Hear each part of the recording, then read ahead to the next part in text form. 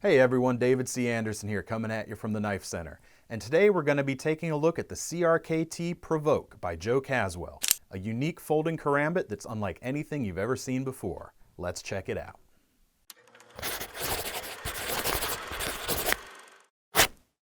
So this is a Joe Caswell design, and it's a folding karambit that's unlike anything else out there. And now it's brought to you in a great production form by CRKT.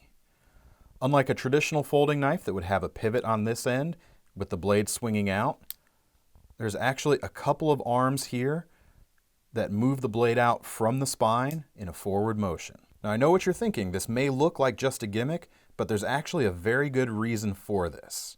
The first of which is, being as this is a folding karambit that may be used in combat situations, there's no chance of that blade closing on your fingers if the pivot were to fail.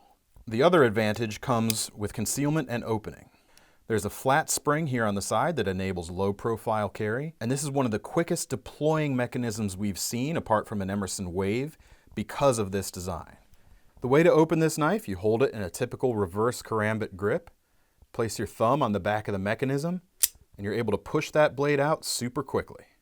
The only thing that will allow you to deploy your blade more quickly is if you're actually carrying a fixed blade karambit. So the lock takes a little bit of getting used to, but there's almost no way that this is going to disengage while in use.